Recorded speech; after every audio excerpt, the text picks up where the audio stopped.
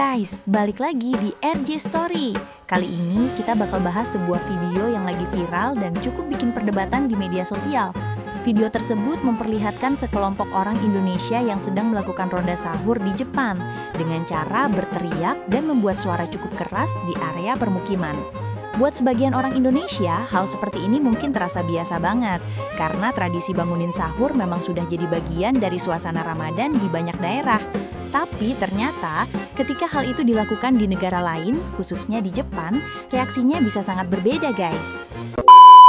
Guys, kalian udah pada lihat ini belum sih?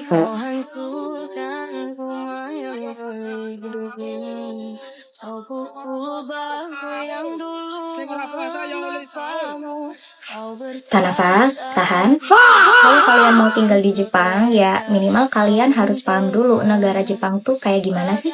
Lagi viral nih, warga WNI di Jepang itu keliling sahur tengah malam di perumahan Jepang di sana. Ya tahu sendiri lah ya tradisi di Indonesia kalau ngebangunin orang sahur tuh gimana. Jalannya berbondong-bondong, terus rame-rame, ya teriak-teriak juga. Dan hal kayak gitu dilakuin di negara yang budaya malamnya itu terkenal sunyi dan disiplin. Coba, kalian bisa bayangin gak sih? Di mana bumi dipijak, disitulah langit dijunjung. Itu bukan peribahasa buat pajangan aja, tapi itu udah jadi prinsip hidup. Jepang itu merupakan negara yang ketat banget soal keterangan publik. Jadi jangan heran, kalau jam segitu suara sekecil apapun itu bisa dianggap gangguan loh. Kalau kalian coba cari ribut di sana, udah deh, auto diamanin. Masalahnya sih bukan cuma di kalian aja. Takutnya hal itu berdampak ke semua WNI. Jangan gara-gara kayak gini, WNI jadi dipersulit kerja, terus dipersempit akses, dan juga dianggap negatif. Iya, tahu sahur itu ibadah. Tapi, ibadah itu harusnya nggak ngebatalin etika di ruang publik dong. Kalau kita mau dihormati di negara orang, mulailah dengan menghormati aturan mereka dulu. Ya, udah deh. Menurut kalian gimana? Coba tulis di kolom komentar. Bye.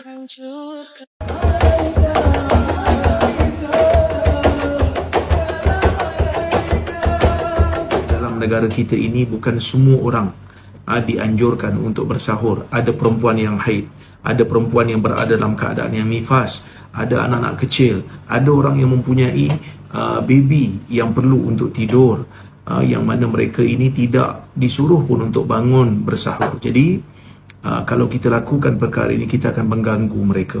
Bahkan di dalam negara kita juga ada orang-orang yang bukan Islam yang mungkin mereka akan tiba-tiba benci kepada Islam, sedangkan Islam tak menyuruh perkara ini untuk dilakukan. Rakaman video menunjukkan sekumpulan individu berarak sambil memukul sebuah tong yang dijadikan gendang sambil berselawat bagi mengejutkan orang ramai untuk bersahur, mencetuskan rasa kurang senang orang ramai selepas ia tular di media sosial sejak Isnin.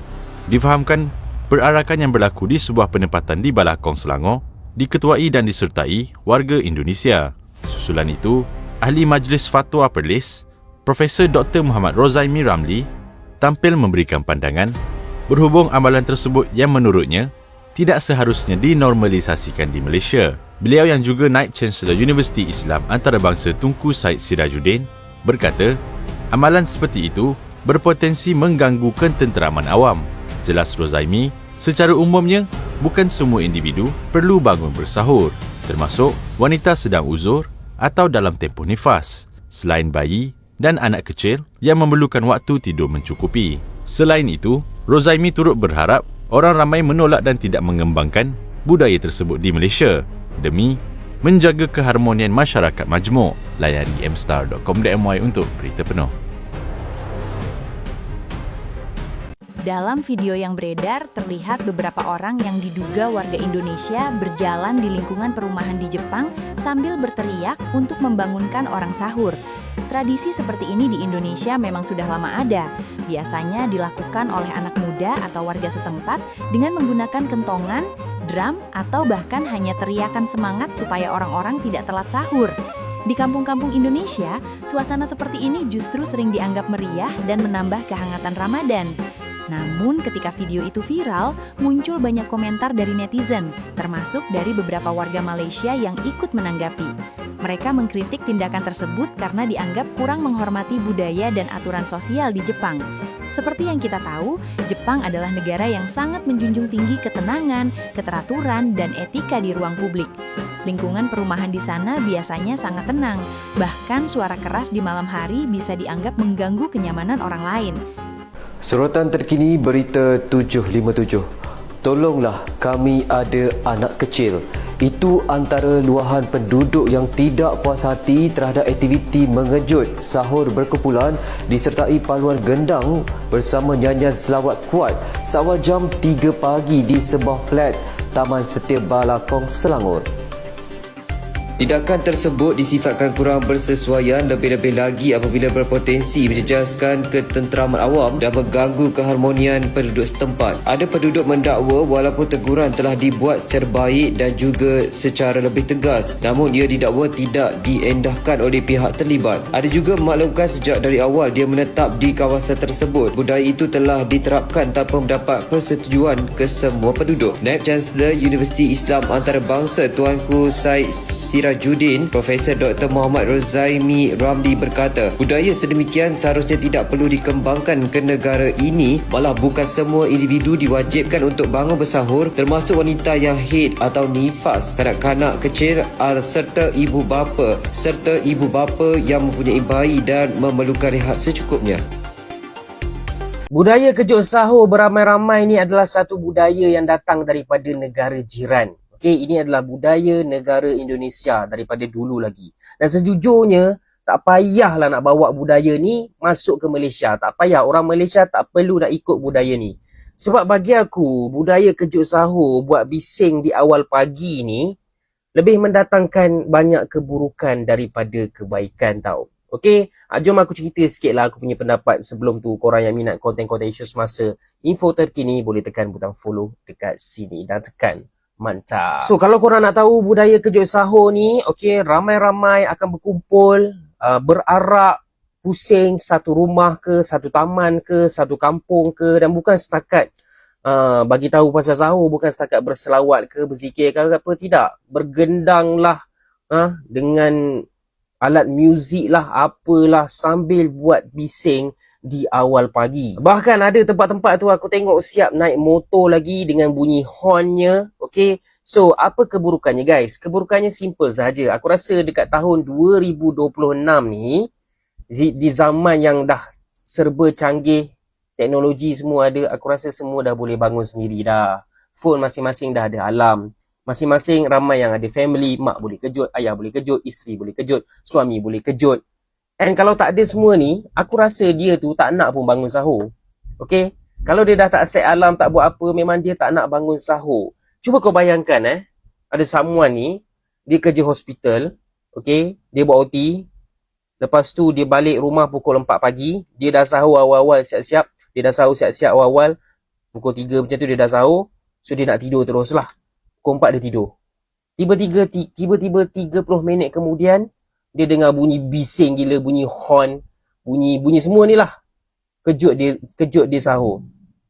Kau nampak tak betapa bengangnya dia yang dah penat satu hari and then just nak tidur dengan tenang, tiba-tiba ada benda yang mengganggu. Guys, sahur bukan wajib guys. Sahur bukan benda wajib. Okay? Sahur ni sunat. Okay? And sahur ni tak perlu hujung-hujung pun. Yes, memang lebih baik di hujung-hujung. Tapi kalau orang tu nak sahur pukul 2, pukul 12 pun tak ada masalah kan. Lepas tu ada yang lagi dahsyat. Orang-orang Indonesia bawa budaya kejut sahur ni sampai ke negara Jepun tau. Kau tahu tak, negara Jepun tu majoritinya bukan Islam. Majoritinya tak bangun sahur. Lepas tu dia adalah negara yang sangat-sangat cultured. Negara yang sangat-sangat tenang, tak suka bising-bising. Ni kau buat bising pagi-pagi dekat Jepun, buat apa kan? Jadi dekat Jepun pun tak payah buat benda ni, dekat Malaysia pun tak payah buat benda ni. Melainkan dekat kampung kau tu, budaya kejut sahur, tradisi ni memang dah ada daripada dulu. Okay, fine. Kalau kampung kau dah biasa buat, kau buat lah. Mungkin orang-orang kampung kau dah tak kisah dah pasal ni. Tapi kau baru buat dekat tempat baru macam yang aku tengok ni dekat Balakong ke apa ke. Balakong tu dah lah ramai Cina weh.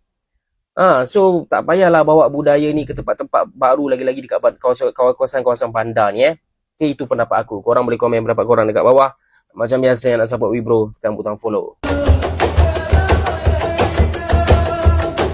Baik, budaya mengejutkan orang ramai untuk bersahur ni adalah satu budaya yang telah lama berlaku sebenarnya. Mungkin tidak popular di negara kita. Contoh, masa saya belajar di Mesir, memang ada sebahagian daripada penduduk di sana yang mana mereka mengambil inisiatif untuk memukul gendang dan menyebutkan sahur.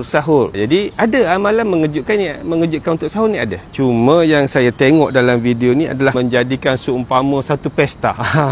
Dengan menyanyi, dengan bergendang, dengan berarak-arak. Itu mungkin cara itu. Kalau sekadar nak menyebutkan untuk sahur, kita lalu sahur, ketuk gendang, sahur, itu mungkin tidak menimbulkan isu. Tetapi apabila keadaan sebegini dan dalam masyarakat kita ni, masyarakat majmuk, mungkin menyebabkan pandangan bukan Islam itu mengganggu mereka. Jadi kita kena cuba jauhilah sifat-sifat yang menimbulkan sangkaan buruk kepada agama Islam ini. Baru-baru timbul pula budaya seberang yang duk bising-bising untuk kejut kejiranan bangun sahur. Ini semua tradisi yang patut dihentikan. Perbuatan tersebut mungkar dan bercanggah dengan syariat Islam yang menuntut kita semua untuk menghormati hak jiran tetangga. Tak semua kejiranan yang perlu bangun sahur. Ada yang uzur, ada keluarga yang memiliki anak-anak yang kecil, ada yang bukan Muslim, ada yang nak uruskan waktu bangunnya sendiri, dan ada yang sedang solat malam untuk mencari ketenangan. Waktu tersebut adalah waktu istighfar, bukan waktu memekik, melolong atau memukul gendang. Kalau masjid pun dilarang untuk menggunakan speaker luas selain azan demi menghormati hak-hak tersebut, apatah lagi perbuatan seperti ini yang tiada kena-mengena dengan Islam. Zaman sekarang zaman telefon bimbit, semua orang pandailah nak set alam bangun sendiri. Perdebatan pun semakin ramai di media sosial. Ada yang membela dengan alasan itu hanya tradisi Ramadan yang dibawa dari kampung halaman. Tapi ada juga yang menilai bahwa ketika kita tinggal di negara lain, kita harus lebih peka terhadap budaya setempat. Banyak juga netizen Indonesia yang justru merasa malu dan meminta maaf atas kejadian tersebut karena khawatir video viral seperti ini bisa memberi kesan negatif terhadap masyarakat Indonesia yang tinggal di luar negeri. Padahal guys, kenyataannya sebagian besar orang Indonesia yang tinggal di Jepang dikenal sebagai pekerja keras dan sangat menghormati aturan setempat. Banyak yang belajar, bekerja, dan beradaptasi dengan baik di sana. Sayangnya, kadang hanya satu kejadian kecil yang viral di internet bisa membuat citra sebuah komunitas jadi ikut tersorot. Dari cerita ini, kita bisa belajar satu hal penting guys. Ketika kita berada di negara lain, penting banget untuk tetap menghargai budaya, aturan, dan kebiasaan masyarakat setempat. Tradisi dari kampung halaman memang berharga, tapi cara mengekspresikannya juga perlu disesuaikan dengan lingkungan di mana kita tinggal. Semoga kejadian seperti ini bisa jadi pengingat buat kita semua, agar selalu menjaga sikap dan nama baik, terutama ketika berada di luar negeri.